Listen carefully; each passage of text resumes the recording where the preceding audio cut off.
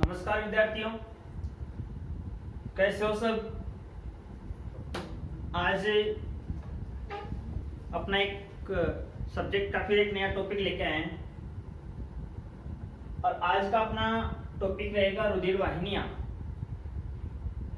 Last का जो अपना टॉपिक रहा था RH कारक, और आज का अपना नया टॉपिक है रुधिर वाहिनियां। रुधिर वाहिनियां क्या हैं, थोड़ा सा पीछे लेके चलता हूं आपको मैं। अपन ने पढ़ा था कि मनुष्य में रक्त परिसंचरण को बंद प्रकार का रक्त परिसंचरण पाया जाता है। तो बंद प्रकार का रक्त परिसंचरण था और बंद प्रकार के रक्त परिसंचरण में जो रक्त है और उसके साथ जो घुले हुए पोषक तत्व हैं वो अपने देह में, अपने शरीर में क्रियाकारी अंगों तक बहते हैं नलिकाओं के माध्यम से। तो वो नलिकाएं ही क्या हैं? वाहिनियां हैं। तो अपनी डेफिनेशन हो जाएगी, रुधिर का जिन बंद नलिकाओं में बहाव होता है या परिसंचरण होता है उन्हें अपन क्या कह देते हैं? रुधिर वाहिनियां कहते हैं। तो क्या डेफिनेशन हो जाएगी? रुधिर का जिन बंद नलिकाओं में प्रवाह है या परिसंचरण होता है वे नलिकाएं ही रुधिर वाहिनियां कहलाती हैं। अब देखिए, रुधिर वाहिनियों की जब बात आती है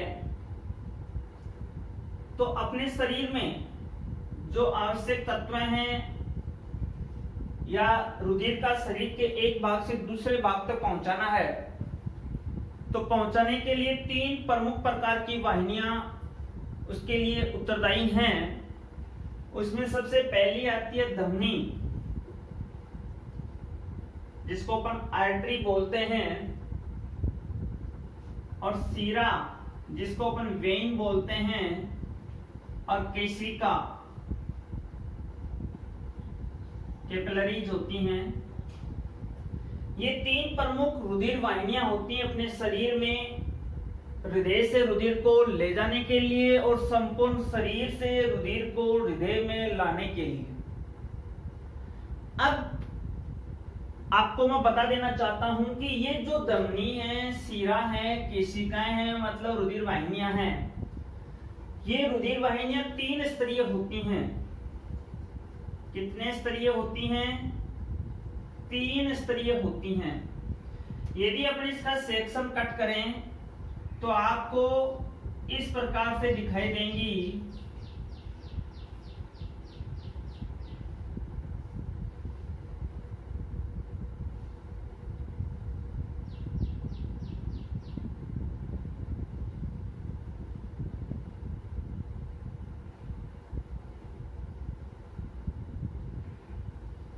ये 3 लेयर्ड होगी। यह जो स्तर होता है वो हो गया बाह्य स्तर, जिसको ऐसे भी लिख सकते बाह्य कंचुक, और ये हो गया मध्य कंचुक यानी मध्य स्तर, और ये हो गया आंतरिक स्तर या आंतरिक कंचुक। तो ये आंतरिक कंचुक हो गया, जिसको इंटरना बोला जाता है। तो तीनों प्रकार अपन डिवाइड करते हैं, नंबर 1, 2 और 3। सबसे पहले बात करते हैं बाह्य कंचुक की। तो बाह्य कंचुक होता है वो एक संयोजी ऊतकों से मिलकर के बना हुआ होता है। कौन से ऊतकों से मिलकर के बना हुआ होता है? संयोजी ऊतक से मिलकर बना हुआ है। दूसरी की अपन बात करते हैं मध्य कंचुक। तो मध्य कंचुक में प्रत्यास्थ तंतु पाए जाते हैं। प्रत्यास्थ तंतु पाए जाते हैं और नेक्स्ट अपन बात करते हैं आंतरिक कंचु की या आंतरिक स्तर की, तो उसमें अप्रत्यास्थ तंतु पाए जाते हैं।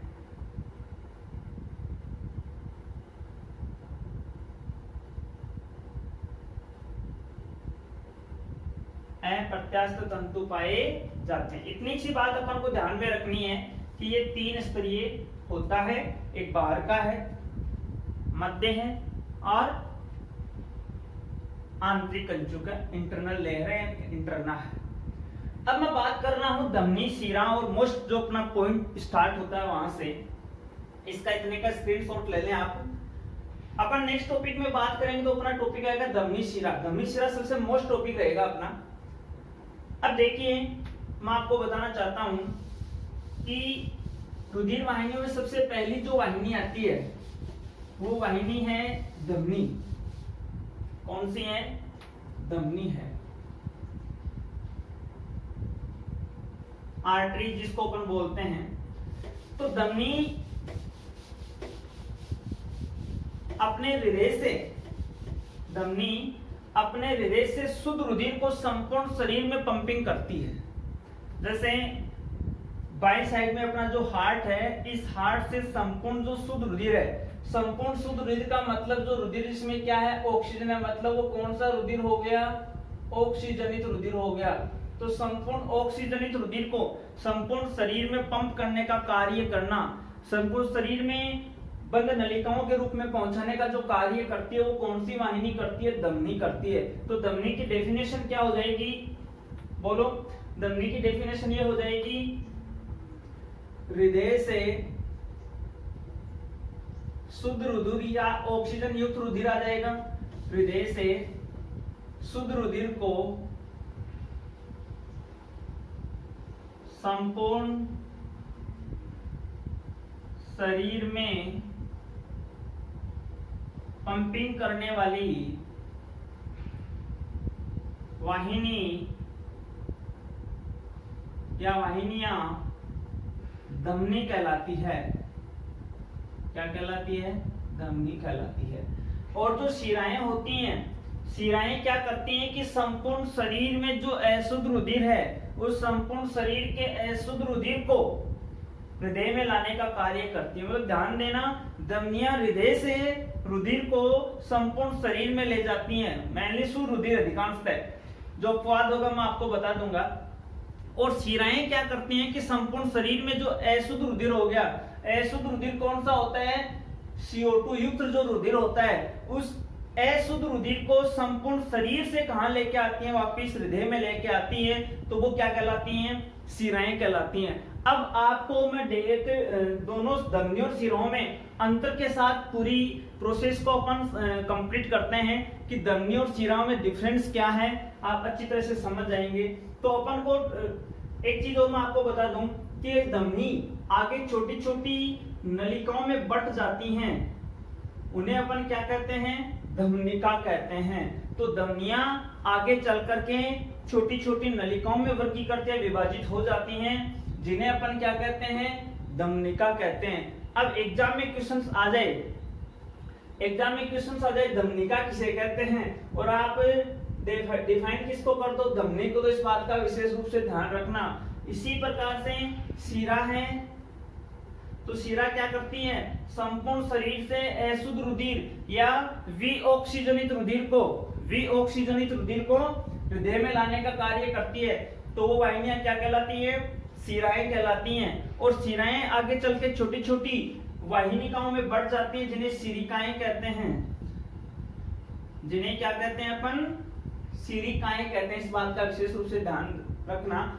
अब मैं आपको बताना चाहता हूं धमनी और शिरा में मुख्य रूप से डिफरेंस क्या है।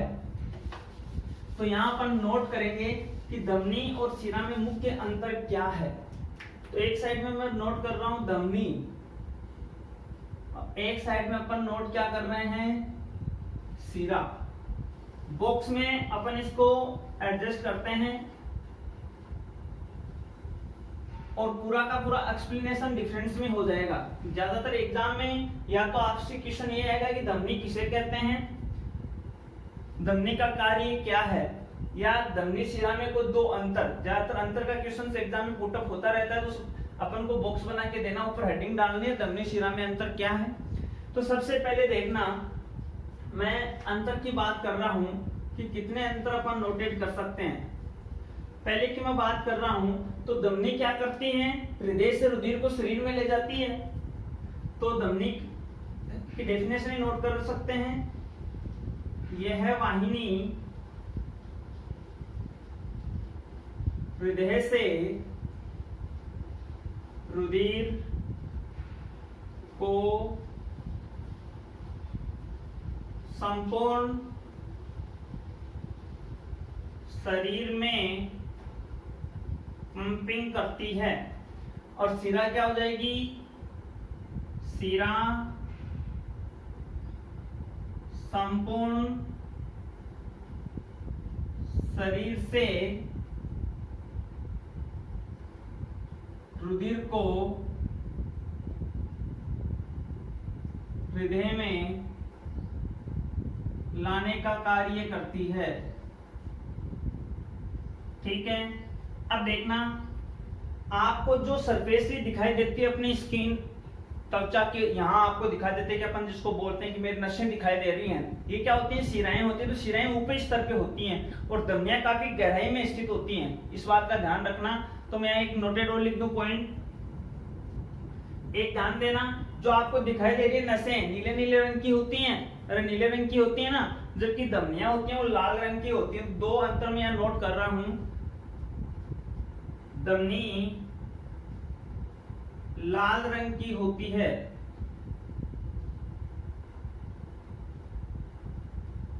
और शिरा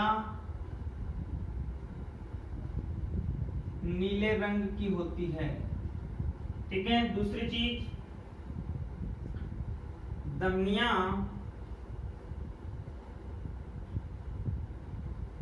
गहराई में, जो अपने उत्तक है उनकी गहराई में स्थित होती हैं और शिराएं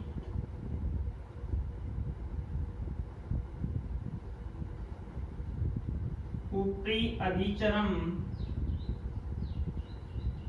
के नीचे के स्तरों में पाई जाती है। ये तो मुख्य अंतर हो गए। एक चीज ध्यान में देने वाली बात है चौथी, कि अपन ने यहाँ लिखा है कि सभी धमनियां होती हैं वो शुद्ध रुधिर पंपिंग करती हैं। कहाँ पे करती है, हृदय से संपूर्ण शरीर में। लेकिन एक फुफ्फुसीय धमनी है, कौन सी धमनी है, फुफ्फुसीय धमनी, इसका अपवाद है। फुफ्फुसीय धमनी में अशुद्ध रुधिर प्रवाहित होता है, सभी धमनियों में शुद्ध रुधिर प्रवाहित होता है, लेकिन फुफ्फुसीय धमनी होती है उसमें अशुद्ध रुधिर का प्रवाह होता है।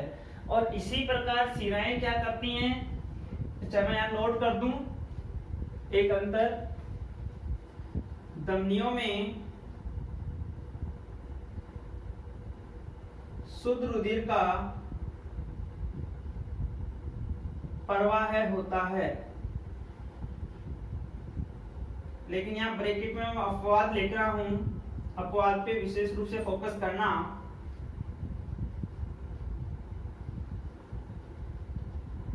फुफ्फुसीय धमनी, इसका क्या है, अपवाद है।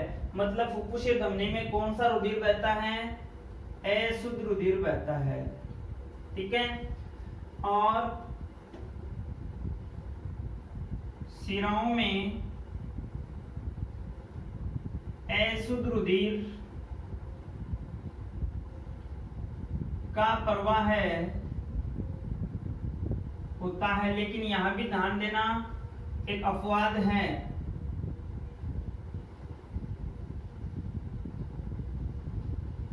जो फुफ्फुसीय शिरा है, फुफ्फुसीय शिरा में कौन सा रुधिर बहता है, शुद्ध रुधिर का प्रवाह होता है, इस बात का भी ध्यान देना विशेष रूप से। तो धमनियों में शुद्ध रुधिर का प्रवाह होता है, शिराओं में अशुद्ध रुधिर का प्रवाह होता है, लेकिन फुफ्फुसीय धमनी एक ऐसी धमनी है जिसमें शुद्ध रुधिर का प्रवाह होता है। और फुफ्फुसीय शिरा एक ऐसी शिरा है जिसमें शुद्ध रुधिर का प्रवाह होता है और धमनी ये क्या होता है, इसमें अशुद्ध रुधिर का प्रवाह होता है। एक चीज ध्यान देना, धमनियां होती हैं, इनका जो दाब होता है रक्त में, रक्त का प्रवाह क्या होता है, ज्यादा होता है। रक्त का प्रवाह क्या होता है, ज्यादा होता है। क्यों होता है, क्योंकि धमनियों से रुधिर को हृदय से संपूर्ण शरीर में पंप करना पड़ता है। तो संपूर्ण शरीर में जब रुधिर पहुंचाया जाता है तो उच्च वेग के साथ पहुंचाया जाता है। तो इनमें धमनियों में रक्त दाब क्या होता है, ज्यादा होता है, और शिराओं में रक्त दाब क्या होता है, कम होता है। पांचवा मैं यहां लिख रहा हूं, रक्त दाब अधिक होता है और इनका जो रक्त दाब है वो क्या होता है, कम होता है। दूसरी इंपॉर्टेंट बात है कि धमनियां होती हैं उसमें किसी भी प्रकार के कोई भी कपाट नहीं पाए जाते हैं, क्योंकि उनमें तो रुधिर होता है वो बिल्कुल उच्च वेग के साथ प्रवाहित होता है। लेकिन जो शिराएं होती हैं उनमें जगह जगह कपाट पाए जाते हैं। कपाट क्योंकि वो शिराएं आगे केशिकाओं से ज्वाइंट होती हैं, तो वो शिराएं कपाट पाई जाती हैं। तो कपाट क्या काम करते हैं कि वापिस जो रुधिर है वो वापिस क्या नहीं बैक ना हो जाए, वापिस ना प्रवाहित हो जाए, वापिस रिटर्न ना हो जाए वो, इसलिए उनमें कपाट पाए जाते हैं। तो मैं यहां लिख रहा हूं, धमनियों में जो अर्धचंद्राकार कपाट होते हैं मुख्य रूप से अर्धचंद्राकार कपाट नहीं पाए जाते हैं। हाँ, यहां भी अपवाद है। जो महाधमनी होती है उस महाधमनी में कपाट पाया जाता है एक। और शिराओं की मैं बात कर रहा हूं, शिराओं में जगह जगह अनेक कपाट पाए जाते हैं। तो ये तो 6 डिफरेंस, इसके अदरवाइज और भी अपन बात कर रहे हैं। धमनियों में जो वेग होता है रुधिर का वो क्या होता है, काफी तेज होता है, और शिराओं में जो रुधिर का वेग होता है वो क्या होता है, काफी कम होता है। दूसरी चीज अपन बात कर रहे हैं कि इस मेन जो पॉइंट्स है वो मैं यहाँ आपको नोटेट कर चुका हूँ मुख्य रूप से। इनको आप विशेष रूप से ध्यान देना, स्क्रीनशॉट ले लें इसका और अपनी नोटबुक में इसको उतार लें कि धमनी और शिरा में जो मेन जो डिफरेंस होने हैं वो डिफरेंस यही हैं। अब अपन इसके बाद आगे बात करेंगे तो अपने एक वाहिनी और बच जाती है जो है केशिका। तो केशिका का व्यास होता है वो सबसे कम होता है, यानी सबसे पतली होती है, जो अपने शरीर के काफी गहराई में स्थित उत्तक होते हैं। जैसे लिम्फ सिस्टम होता है, अपना लसिका तंत्र होता है, तो वहां तक धमनियों और शिराओं के द्वारा तो आवश्यक पोषक पदार्थ होते हैं, उनका पहुंचना मुश्किल हो जाता है। तो वहां तक यदि अपन को जिन पदार्थों को पहुंचाना होता है तो उनके लिए केशिकाओं की बहुत ही क्या होती है, जरूरी होती है। तो आगे जो थर्ड पॉइंट अपन को नोटेट करना है, धमनी और शिरा हो गई। इसके बाद जो अपना थर्ड पॉइंट आता है वो आता है केशिका। तो केशिका के बारे में ज्यादा बात आपको ध्यान में नहीं रखनी है, लेकिन केशिका के बारे में इतनी बात जरूर आप ध्यान में रखना कि केशिकाओं का व्यास सबसे कम होता है। और एक चीज विशेष रूप से ध्यान रखनी है केशिकाओं के बारे में कि केशिकाओं में न तो बाह्य कंचुक होता है, कौन सा, अपन ने 3 लेयर बताई थी कि त्रिस्तरीय जो धमनी और शिराएं और केशिकाएं होती हैं, लेकिन जो केशिकाएं होती हैं उन केशिकाओं में अपन ने 3 स्तर बताए, तो न तो बाह्य स्तर होता है और न ही कौन सा स्तर होता है, नहीं मध्य स्तर होता है, केवल और केवल कौन सा स्तर होता है, एक आंतरिक स्तर होता है। मतलब केवल एक ही स्तर होता है, जो आंतरिक स्तर होता है वो किन में होता है, केशिकाओं में मुख्य रूप से पाया जाता है। तो इस बात का विशेष रूप से ध्यान रखना। और गहराई में स्थित जो उत्तक होते हैं उनमें आवश्यक ऑक्सीजन सह पोषक तत्व हैं, उनको पहुंचाने की जो महत्वपूर्ण कार्य करने वाली जो वाहिनिका होती है वो होती है, वाहिनिका मतलब कौन सी होती है, केशिका होती है। तो इस प्रकार अपनी जो वाहिनियों का जो टॉपिक था मेनली धमनी और शिराएं हैं, और उनका एक टॉपिक वाहिनियां और रक्त वाहिनियां कंप्लीट हुआ। और नेक्स्ट वीडियो में अपन एक बहुत ही महत्वपूर्ण टॉपिक के बारे में बात करेंगे। कंटिन्यू आप ये जो टॉपिक्स आपको करवाए जा रहे हैं इनको आप नोट करते रहें और कंटिन्यू इनकी स्टडी करते रहें, ताकि अपन अपने इस समय का बेहतरीन तरीके से सदुपयोग कर सकें।